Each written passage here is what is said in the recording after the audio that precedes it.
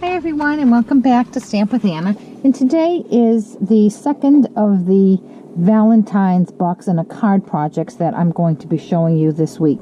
And this one is designed, it still has the same box in it, but it's just designed a little differently. The placement of the box is different. The one that we did yesterday, the box was placed off to the right of the card. See, it's not centered, it's off to the right. And we have these two strips on either side. One is clearly larger than the other. For today's card, we're going to put it right in the middle, and I'm going to show you how to figure that out. So the first thing we need is our card base, which is real red, and it is 8.5 by 5.5, scored at 4 1/4. Now, the top of this card is 5.5. Our box is 2 inches wide. So here's where math comes in. Remember all those math classes, and you always said, when am I ever going to use this? This is when it's going to come in handy. 5.5 minus 2, because the box is 2, gives you 3.5. 3.5 divided by 2, because you want to have both of these sides be the same, is 1 3/4. So that means your slices are going to be 1 3/4 in from either side. So let me show you how that works. I'm going to bring in my scoreboard, and with my card folded, with the folded 5.5 side along the top, I'm going to bring my paper over to 1 3/4. I'm going to take my cutting blade and I'm going to come down 2 inches. Okay? Now, like I said, my box is 2 inches. So I'm going to bring my card over to the left so that my slice is at 2. So the edge of my card is now at 3 3/4, but my slice is at 2. And that's important because I need to make another slice. And that slice needs to be 2 inches deep, 2 inches wide, so that it will fit my box. So again, I'm going to bring my blade down, and I'm going to come down to 2. And like I said the other day, you're going through 2 pieces of thick cardstock, so you do need to press down quite a bit. So now we have 2 slices here. I'm going to turn my card 90 degrees, and now my folded edge is to the left. Now, because my box is a 2 by 2 square, I'm going to line this folded edge up at 2, and I'm going to bring my blade so that it starts cutting right where that slice is, and I'm going to just connect those 2 slices. And now I'm just going to pop this right out. It should pop right out. If it doesn't, you can just clean it up with your scissors. So now there is the cutout for my box. So if we've done this right, each of these 2 sides is going to be 1 3/4. 1 3/4. 1 3/4. Perfect. That, again, let me explain how that came about. This is 5.5 inches. If you deduct 2 from 5.5, and the 2 being the size of the box, you have 5.5 minus 2 is 3.5. 3.5 divided by 2, because you have 2 sides, is 1 3/4. So you want your slice marks in 1 3/4. Okay? I hope that makes sense. Now I'm going to bring in my designer series paper, and this is from an old stack. Let me find the name of it here. Oh, here it is. It's from a couple years ago. It's called Stacked with Love, and has such pretty papers to it. So I'm going to take this, and this is cut at 4 by 5 1/4, so it gives me a nice border here. I'm going to take this and I'm going to hold it in place. You can use repositionable tape to keep it to attach it while you flip it over, but I found that I didn't really need to. So I'm going to put that in the middle so that it's even around all sides. Then I'm going to turn it over. I'm going to take a pencil and I'm going to trace along that line. And I'm going to notch that out with my snips. Now I want to go on the outside of that line.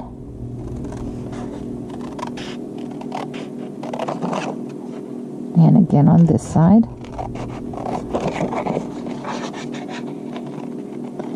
And then across the bottom. Now I'm going to attach that right here. Okay, so I'm going to bring in my snail.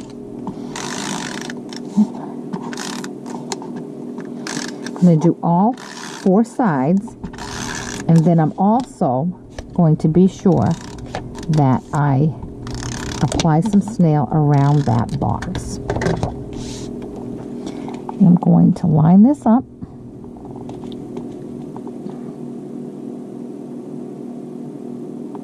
And press it down. Now what I didn't show you yesterday, which I probably should have, is how I'm going to do the inside of my card, because I do want to write a message to the person I give it to. So what I'm going to do is I'm going to do the same thing again that I did before. I'm going to hold this over and bring it in. Oh, see? I have a little piece of black right here. So what I'm going to do is I'm just going to snip that off. I'm right-handed, so I have to come in from this side.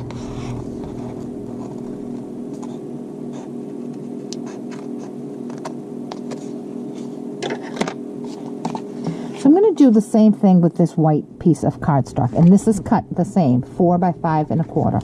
And I'm going to line that up, and again, flip it over, and with my pencil, make a line, and again I'm going to cut this out on the outside of that pencil mark. And you can certainly use your paper trimmer for this if you don't think you can make straight lines, but I thought it was easy enough. So now I'm just going to attach that right there.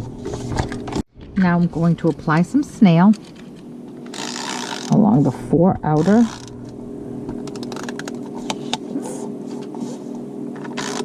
Okay, and then I'm also going to apply some around my cutout. There's a lot of tape there, so it is sticky. So now I'm going to open my card up and just drop that in there. Make sure my borders are nice and even. And if they're not, I can just turn this over, and wherever I see white, I can just clean that up with my snips right there.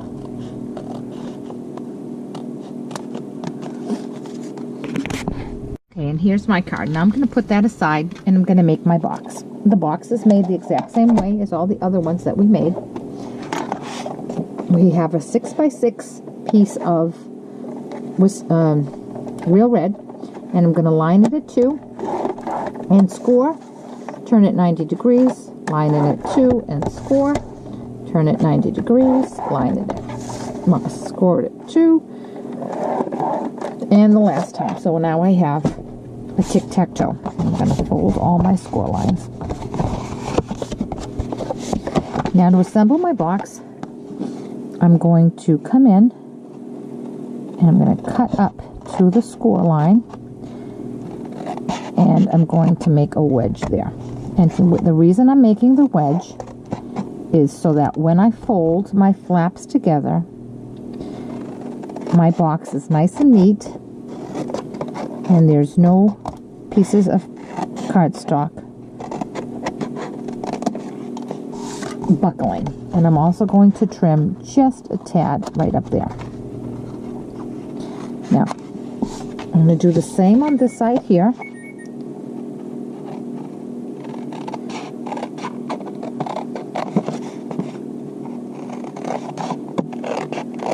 Now, let me show you what I mean. These are each 2 by 2.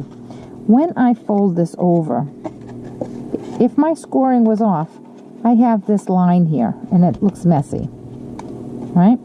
And I also have a little bit that might hang out over there. So by notching these edges, And that would happen depending on how close to your score line you cut.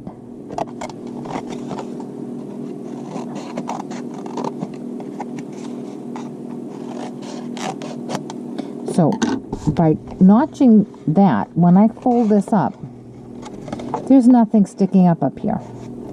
And the reason I cut these out is because when I fold this up, there's a possibility that this might stick out. And again, I want it to be neat and professional looking. So that's why I'm going to trim those off. Now, at this point, you can come in with the designer series paper that I put around this box, and you can line it up and place those down, or you can put the box together and put these on afterwards. Because these squares are so small, I didn't find it was a problem to put it on afterwards. And because they have they're diagonal stripes, but I want to make sure my diagonals are all going in the same direction, so I'm going to make sure that I don't get any of them upside down or going in the wrong way. So I'm going to put my box together first, whatever works for you. So I'm going to put some adhesive on the top end of the tab and on the end right next to the crease mark. I'm going to do that to all four. And then I'm going to come in, line my sides up and press. Line my sides up and press. And then when I turn it over on the inside, you can, I don't know if this is going to show up on camera, we have nice tapered edges so we don't have anything sticking out. And I think it just adds a nice touch to the box. It just looks a little more professional. And then I'm going to do the same with this one here. And now my box is done. So I'm going to take my first piece of paper, my first piece of designer series paper. I'm going to attach some snail to it. I'm going to center that in that box. And I'm going to do the same with another piece. Now when I turn this over, I want to make sure that my lines are going in the same direction. See, this is not going in the same direction. This is going in the same direction. See that? So that's why I'm going to put my box together first to make sure that my pattern runs seamlessly. I'm going to do a third one. And again, my stripes are going this way, so I want to make sure my paper is going, my new paper is going in the same direction.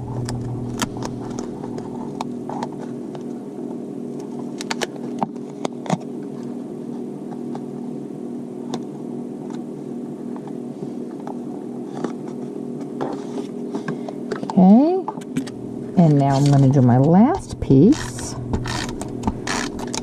And again, I want to make sure that my lines are going in the same direction. And there we go. It's the small little details that make the box look special. And there it is. Okay, now we need to make the top to our box. And that's made the same way as the bottom, except we're working on a smaller scale. We have a piece of 3 1/8 by 3 1/8, a square 3 1/8 by 3 1/8 of real red, and I'm going to score it at 1/2, turn it 90 degrees, score it 1/2, turn it 90 degrees, score it 1/2, turn it 90 degrees, and score it 1/2. And I'm going to do the same thing I did to put my box together. Fold my lines. I'm going to come up to the first score line and I'm going to notch these out. I'm going to come up to the first score line and then notch these out. What I don't have to do on the top of the box is trim this here, because when I fold this in, there's no risk of that little tab sticking out on the other side because it's a small tab. And then this one.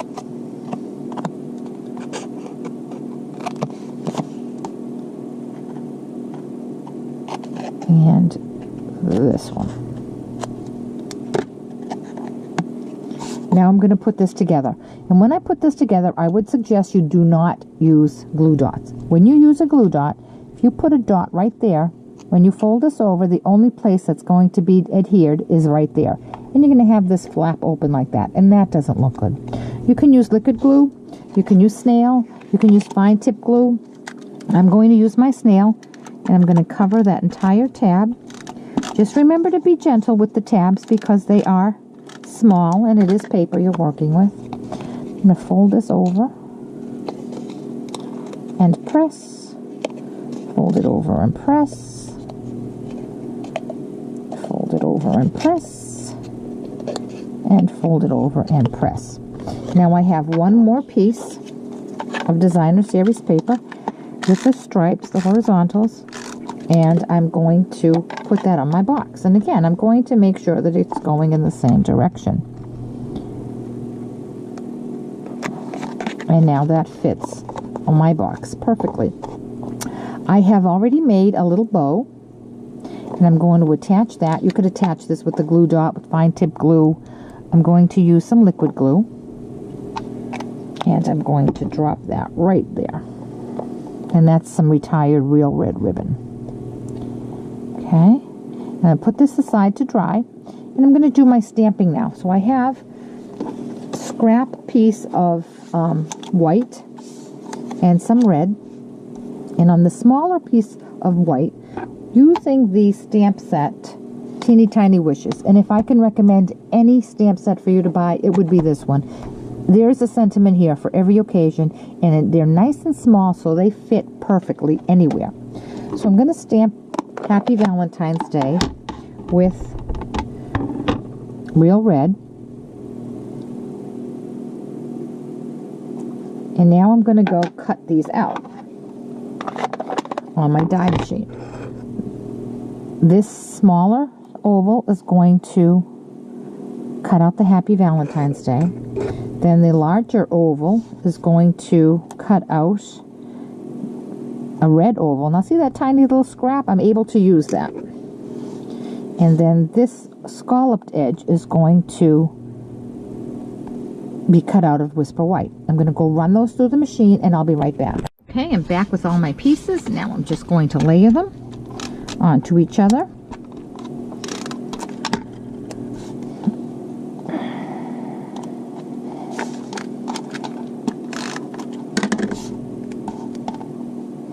And before I attach this to my card, I'm going to attach this strip of red, and I'm going to show you why. Here's my card. I thought that this white, the pretty white, just kind of got lost up against all these polka dots. So what I'm going to do is I'm just going to add a strip of white right here so that it has a nice contrast behind it. And this strip of white is 3/4 by 4. So I'm going to attach this snail on that. And it lines right up here. Since it's 4 inches wide, and that is what my designer series paper is, it works beautifully right there. And then I'm going to just attach my sentiment. Now if you wanted to, you could certainly pop this up on pop dots, so on some dimensionals, so that it would stand up a little more. But I'm not going to. Oh, my bow fell off. All right. So now I'm going to take this box. I'm going to take my little box, and I'm going to pop it right in here. Now, if you find that it's too snug and your card buckles, all you need to do is trim off a little bit from the sides. You want to make sure that you push your box all the way down to that cut, and it's going to sit right on top of that like a shelf. And there we go. So when you put your box inside your card, if you find that it buckles a little bit, see, what you want is this A-line to be perfectly straight. And you can see on this side it's not. It's kind of buckling. That means you need a little bit of room on this side here. So what I'm going to do with my snips is I'm just going to come in and trim off just a tiny bit. You don't want to trim off too much because then your box won't fit securely, and you want the box to stay there. So now I'm going to drop that in there again. Bring my box down to my ledge, and there it is. It sits nice and secure. I'll fix my bow there. Now my box is big enough. What I'm going to put in it for the girls is some peppermint patties. I have these nice Valentine's peppermint patties, and this box will hold 3 of them. And they have nice little hearts on them. I'm going to put my box top on. And there's my present ready to go to all the secretaries that work so hard with me. There we go. Isn't that pretty? I'm going to drop that off on their desks on Valentine's Day on my way to work, because I get in before they do. And it'll be a nice surprise for them. So, if you have any questions at all about this box and a card project or any of the products I've used, please contact me at www.stampwithanna.blogspot.com. And while you're at my blog, there is a tab along the top that says subscribe to my newsletter. And I do encourage you to subscribe to my newsletter. Usually once a week on Tuesday, I do send out a newsletter that has direct links to all of the projects that I have posted during that week. I usually post on Monday, Wednesday, Friday, but when I send out my newsletter on Tuesday, you'll get the last 3 posts that were made. It also has any information about upcoming sales that Stampin' Up! Has, any specials. It has the month's hostess code, and I do occasionally run little contests just for my subscribers. So I do encourage you to subscribe to my newsletter. So again, I hope you enjoyed this project. Come back on Friday and I'll show you how to make the same project but on a vertical card. So come back on Friday and I hope to see you then. Have a great day. Bye-bye.